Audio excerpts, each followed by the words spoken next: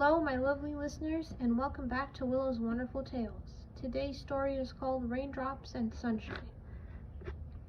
The sky was a dark gray as droplets of rain fell down in a heavy torrent, and it was quite cold. Cold and wet was a horrible combination on this chilly fall day. A figure with red hair and green eyes was currently trying to take shelter underneath a linden oak tree. Wearing a gray zip-up hoodie, black jeans, and black high-top sneakers with red foxes on the side, the figure tried to stay dry underneath the tree. Unfortunately, the rain would not let up, and it was doing more harm than good. If this keeps up, I'm going to catch a cold. Why didn't I just bring an umbrella with me today? The person said to themselves. You look like you could use an extra umbrella. I have one, said a quiet voice.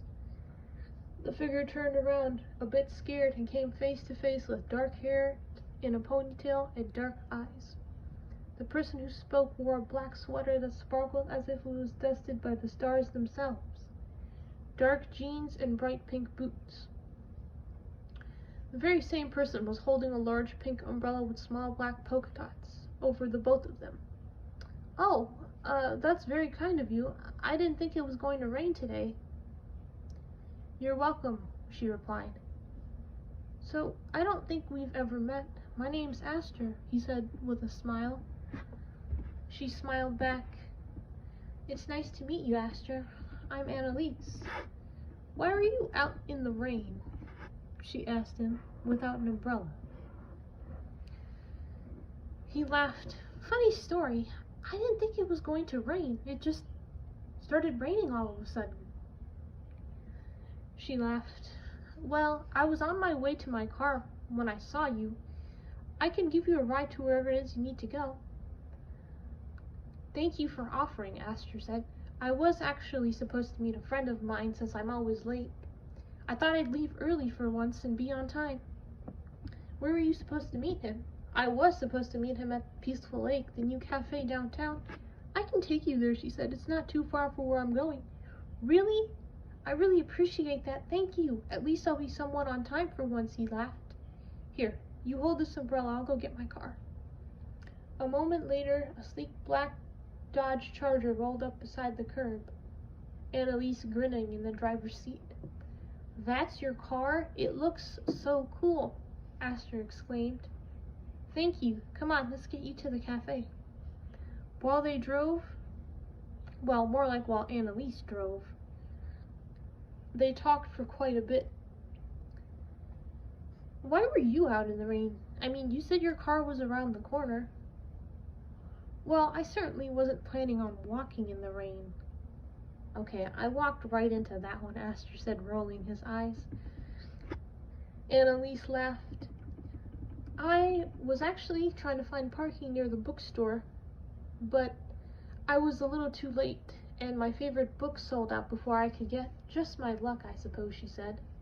I know how you feel. I did the same thing once, but I ended up tripping in the store and knocked down some shelves. Guess bookstores are bad luck, she said. I'm starting to think the same thing, he said, laughing. Soon they arrived at the cafe, both of them stepping inside and feeling the warmth coming from the inside and shielding them from the cold. The cafe was painted in shades of blue, and photographs of beautiful lakes were on the wall. Displays of cakes and pastries lined the counters, and the smells of the drinks reached their noses. They found a table in the corner and sat down on powder blue seats as they waited for his friend to show up. A few minutes passed when a faint ringing sound came from inside Aster's pocket, and he pulled out his phone. Hello? He said. Oh, hey, wait, what? You can't make it? Why not? I was on time for once, too. Fine, you better make it up to me, Zane, he said, hanging up his phone. Judging by your expression, I'm guessing that your friend's probably not coming. Aster sighed. Yeah, and I was on time for once. Well, I could definitely use something warm to drink, Annalise said. You mean you'd like to spend some time with me? Aster asked. I don't see why not, she said. I wouldn't mind. Great. A server in a blue and white uniform came over, their bright hair reminiscent of oranges, and their eyes the color of honey. Hello, folks. My name is Citrine and I'll be your waiter today. What can I get you? She asked. I think I'll get a butter croissant and a cup of tea, Aster said. I think I'll have a cup of black tea with milk and sugar and a slice of strawberry cheesecake, Annalise said. Coming right up, she said as she bounced away. What do you like to do in your spare time? Aster asked Annalise. Well, when I'm not busy, I like to write. That's cool. I like to write and I also draw. You'll have to show me your drawing sometime. Maybe I will, Aster said, laughing. As they talked, the very energetic waiter came back with their orders, and while they sipped their drinks and ate their food, they learned a couple of things about each other. Annalise told Aster that she had always wanted to write a book, and he did too.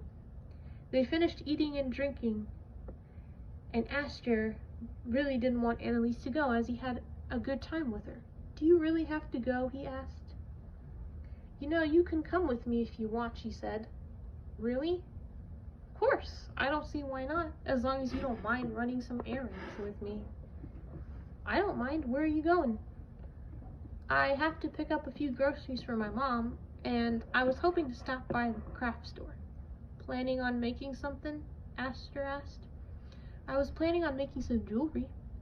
I didn't know you knew how to make jewelry. That's pretty cool. Thank you. I can make you something too if you want. That would be amazing, Aster said. By the time they were done with all of Annalise's errands, the sun peeked out of the clouds for just a moment. I do have to get going now. It's getting a little late, Annalise said, but it was really nice to meet you, Aster. It was really nice to meet you too. It was just like that moment in the rain when the sun peeked out. That's very sweet of you to say, Annalise replied. Here's my phone number and email, he said, quickly scribbling it down on a piece of paper. I'd love to keep in touch with you. Here's mine, she said, writing it on a piece of paper and handing it to him. They went their separate ways, the sun shining once again, a sign of a beautiful friendship.